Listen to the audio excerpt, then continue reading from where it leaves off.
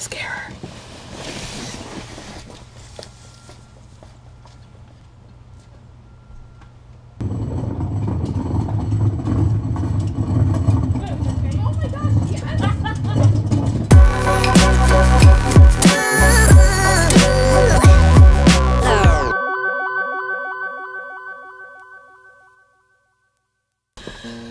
So it's quite later in the day, whoops, but my housemate's car went a little kaput, so I had to take her there and back, and that added time to the commute, and then I had to Skype my parents, and then yeah, whatever. So I am getting ready to go grocery shopping, but before I do that, and before I lose light, I wanted to say a couple things about today.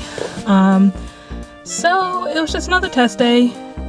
This time it was the even days time to test, because last Friday was odd day. And so they took their tests, and then during our planning period we went to run the Scantrons and grade, and they didn't do too hot on the test. So now I have to add in some extra time in my lesson tomorrow for them to go through and like review / correct their test questions. So it works out fine, because I originally had planned to set aside time for the kids to work on their big project for the unit that I have to do, and now they'll just use that time to review the stuff they missed on the last test. So basically we'll take the first like 25 minutes of class and have them look through their test with using their notes, and they can go through and correct the questions they got wrong, put the correct answer, and then put why it's the correct answer. And then they'll get, I think it's a 70 question test, and so each question was worth a point and a half, and so they'll get a full point back for that. So hopefully that helps them out a little bit better. I know we had a couple students who out of the 70 question test got like less than 30 questions right. I'm not too sure if that's like because of the effort they put into it, or if they just really didn't know the information, but that'll help them out in the end, I guess. And we also had a lot of absent people today too, so we'll have to figure that out tomorrow. I'll probably have a lot of people out taking tests, so we'll see how that happens. But that's probably one reason why they didn't do too good, because they don't show up, and then they have to spend the next day getting the notes from the last class, and it's just like a cycle of never-ending disappointment. I don't know. They're not really disappointments, but if you're not getting the grade you want, you have to work for that grade, and some of the kids aren't working for it. Some of the kids just aren't getting there, just academically, but some of the kids have the potential to get there, and they're just not working to do it.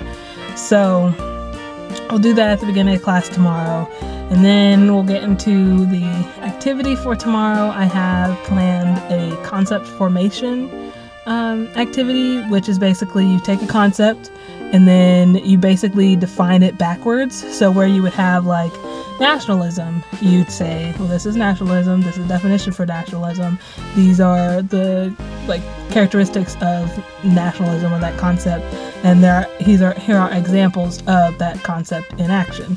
With the concept formation activity, you flip that and do it backwards. So they get the examples, they answer some focus questions based on the examples, they pick out similarities and differences with the examples, then they pick out critical attributes of the concept based on the similarities they found with the examples.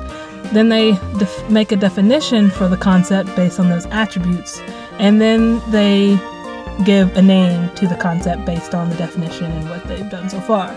And then at the end, we go through and be like, all right, what did you have? I'm having them do it in groups.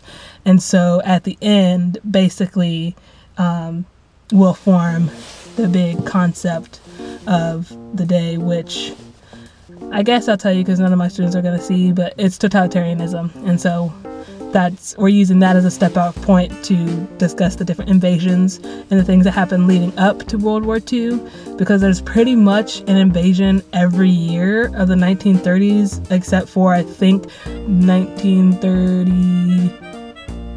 I want to say there's nothing in 1932. There's definitely nothing in 33 and 34, but 35 you get some action, and in Asia and stuff like that.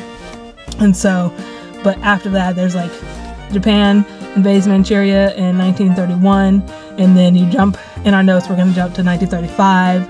I think that one's Italy invades Ethiopia, and then 1936 you got some action in Germany, and then 37, 38, 39, and 40 there's an invasion or some type of military action happening, and that's all because of the concept of totalitarianism and the rise of dictators.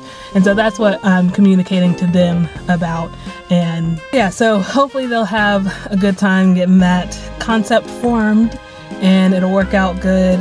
I'm not too worried about my honors in one of my average classes, but I'm worried about that the one class that it's just the one that you hear all the stories about. So hopefully it'll work for all of the classes. And then we'll talk about the beginnings of the war and then Pearl Harbor and all that stuff. So it should be a good lesson. And then I've taken over sociology tomorrow as well.